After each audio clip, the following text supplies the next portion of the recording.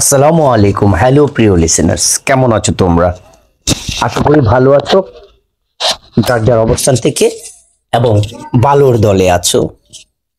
আমার ইউটিউব চ্যানেলের পক্ষ থেকে সকলকে স্বাগত জানাচ্ছি। হরর বাংলা অফিসিয়াল বিডি প্রতিনিয়ত চেষ্টা করে তোমাদেরকে সুন্দর সুন্দর ভৌতিক গল্প উপহার দিতে। সো আজকে অনেক ভৌমিকের কলমে লেখা ভূতের গল্প সুবলের নৌকো গল্প পাঠে আমি বাদুর রায়হান আছি তোমাদের সঙ্গে। শব্দ সাউন্ড এডিটিং এ আরিফিন রায়হান অনন্ত। ভৌতিক গল্প শুরু করার আগে তোমাদের মধ্যে একটা কথা সবসময় আমি বলে থাকি, মিথ্যা কুসংস্কারকে বিশ্বাস করো না। মিথ্যা কুসংস্কার সমাজে কখনো রটাবে না। প্রতিনিয়ত এন্টারটেনমেন্ট হিসেবে ভৌতিক গল্প শুনে যাচ্ছ, কিন্তু কুসংস্কারকে কখনোই বিশ্বাস করো না। ভূতের গল্প বিশ্বাস করা না করা কেবল তোমাদের উপর নির্ভর করে। তো আমরা অনেক ভৌমিকের কলমে লেখা সুবলের নৌকো শুরু করছি। ট্রেন যখন কৃষ্ণনগরে পৌঁছল তখন বিকেল। গঙ্গাবাবুর ছেলে রবিকে নিয়ে স্টেশনের বাইরে এলেন। মৃগ গঙ্গাবাবু যাচ্ছেন চনরূপগঞ্জে। ওখানকার পোস্ট অফিসে বদলি হয়ে এসেছেন গঙ্গাবাবু, দাদা শঙ্কর বাবু। রবি খুব খুশি, জেঠুর বাড়িতে বেড়াতে যাচ্ছে। গঙ্গাবাবু দেখলেন দুটো অটো স্বরূপগঞ্জে যাচ্ছে। খুব কম করে 7 জন একটা অটোতে উঠেছে, সঙ্গে মালপত্র তো আছে অসম্ভব। একজন রিক্সাওয়ালা কাছে এলো, বলল, কোথায় যাবেন বাবু? চর স্বরূপগঞ্জে। এখান থেকে অটো বাস পেতে গেলে ঘন্টা 2-1 হতে পারে। তার চেয়ে চলুন, বাস স্ট্যান্ডে নিয়ে যাচ্ছি, ওখান থেকে বাস পাবেন। মেয়ে গঙ্গাবাবু রাজি হলেন। বাস স্ট্যান্ডে পৌঁছতে দেখলাম নবদ্বীপে ঘাটের বাস। দাদা লিখেছিলেন এই বাসেই স্বরূপগঞ্জে যায়। রবিকে নিয়ে বাসে উঠলেন। রবিকে গাদাগাদির মধ্যে কোনো রকমে বসালেন। প্রায় ঘন্টা খানিকের মধ্যে বাস নবদ্বীপ ঘাটে পৌঁছালো। সেখান থেকে রিক্সায় দাদার বাড়ি। বাড়ির কাছে আসতেই দরজা খুলে মীর ছুটে এলেন। মিরু 12 ক্লাসে পড়ে। জ্যাঠাইমা হাসি মুখে বারান্দায় এসে দাঁড়ালেন। মিরু রবির হাতে ধরে বাড়িতে নিয়ে এলো। মি গঙ্গাবাবুর জামা প্যান্ট ছেড়ে হাত মুখ দিয়ে ফ্যানের নিচে বসে হাঁপ ছাড়লেন। শঙ্করবাবু তখন ফেরেননি। কাজের স্ত্রী লোকটি অল্পক্ষণের মধ্যেই লুচি বেগুন ভাজা চা করে দিলেন। শঙ্করবাবু 6:30 ফিরলেন। ওইদিকে রবি আর মিরু লুডু খেলতে বসে গেছে। কিছুক্ষণের মধ্যে শঙ্করবাবু হাত মুখ ধুয়ে এলেন। লুচি খেতে খেতে মিরু গঙ্গাবাবুর সঙ্গে গল্পটা চললেন। এখানে দেখবার জায়গা নিয়ে কথা উঠল। শঙ্করবাবু বললেন, নবদ্বীপ তো ওপারেই। পোড়ামাতলা, সোনার গৌরঙ্গ, এমনই নিমাইয়ের সম্পর্কে বিস্তারিত আরো কিছু রয়েছে। তারপর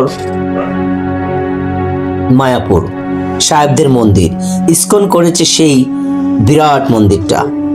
তাহলে কালকে নবদ্বীপটা ঘুরে আসি। মৃগঙ্গা বললেন, বেশ, তারপর না হয় মায়াপুর যাস। শঙ্কর বললেন। পরের দিন মিরু, রবি আর মৃত গঙ্গাবাবু সকাল সকাল চান খাওয়া সেরে পার ঘাটে এলেন।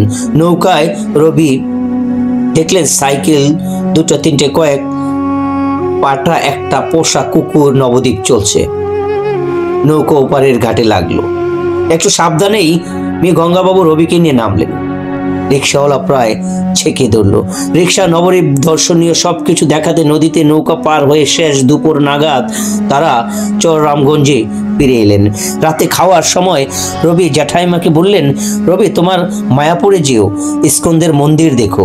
ওরা নিরামিষ প্রসাদ খাওয়া খুব কম দামে। আরো মঠ মন্দির আছে মায়াপুরে। শ্রী চৈতন্যের জন্মভিটা আছে। পরের দিন মৃগবাবু বিশ্রাম নিলেন। তৃতীয় দিনে চললেন মায়াপুরে। মিরুর সর্দি জ্বর হয়েছে, যেতে পারল না। রবিকে নিয়ে মৃগঙ্গাবাবু রওনা হলেন মায়াপুর দেখতে। একটু বেলাই হয়ে গেল রওনা হতে। রিক্সাওয়ালারা কেউ কেউ বলতে লাগলো, আসুন বাবু, সাহেবদের মন্দিরে নিয়ে যাব। মৃগঙ্গাবাবু রিক্সায় নিলেন না। দাদা বলেছে হেঁটে হেঁটে সব দেখে নিয়ে বেড়ার সময় রিক্সা আসবে। দুজন হাঁটতে লাগলো।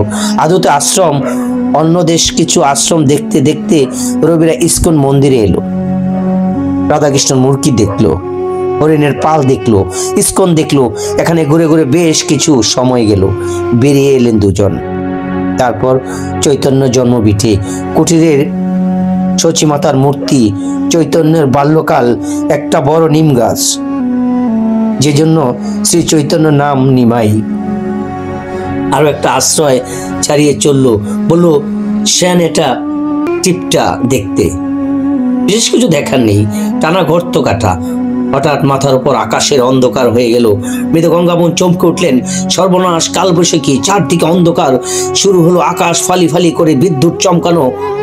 মৃত গঙ্গাবাবু চারদিকে তাকালেন, কোনো রিক্সা নেই। প্রচন্ড জোরে ঝাঁপিয়ে পড়ছে গাছের কৃষ্ণচূড়ার গাছটা, ডাল ভেঙে পড়লো। রবিকে জড়িয়ে ধরে মৃত গঙ্গাবাবু ছুটলেন। শ্রী চৈতন্য ভিটার কাছে আসতেই নামলো বড় বড় ফোঁটা বৃষ্টি। ভিজতে ভিজতে যুদনে ঢুকলেন জন্মপিঠায়। বিদ্যুতের আলো একটা খড় ছাউনি ঘর দেখে তার বারান্দায় দাঁড়ালেন।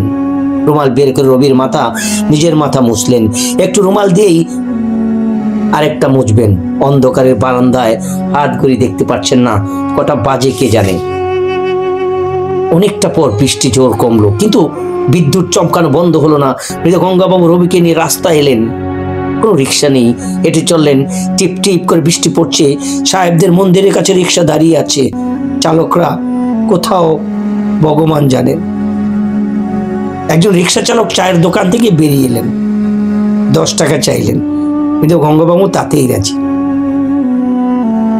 রিক্সাওয়ালা বললেন এই ঝড় বৃষ্টি পরে নৌকো বন্ধ হয়ে গেছে বোধহয়। ঠিক তাই, ইজারাদার ঘর বন্ধ। মৃত গঙ্গাবাবু বিপদ শুনলেন। হঠাৎ দেখলেন একটা বড় ডিঙ্গি নৌকো এসে ঘাটে এসে লাগলো। মৃত গঙ্গাবাবু রবির হাত ধরে নেমে এলেন। আপচা দেখলেন একটা অল্প বয়সী ছেলে মাঝি। রবিকে নিয়ে নৌকায় উঠে বসে পড়লেন। আরো দুজন লোক এসে উঠলো। ছেলেটি নৌকা চালিয়ে অল্পক্ষণের মধ্যেই ওপারে পৌঁছালেন। মৃত গঙ্গাবাবু নেমে ছেলেটাকে 2 টাকার একটা কয়েন দিতে গেলেন। ছেলেটি নিল না, নৌকা ছেড়ে চলে গেল।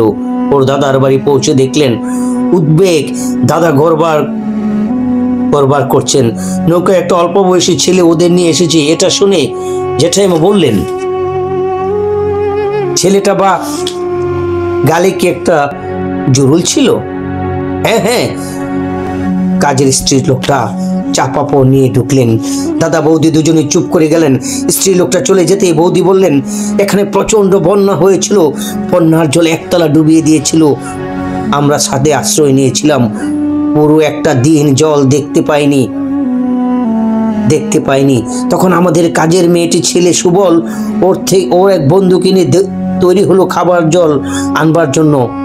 বন্ধুর ডিঙ্কু নৌকোয় আমরা কলসি বালতি তুলে দিয়েছিলাম। সুবল আর বন্ধু সাধন রওনা হলো। তখন বেলা 11টা হবে।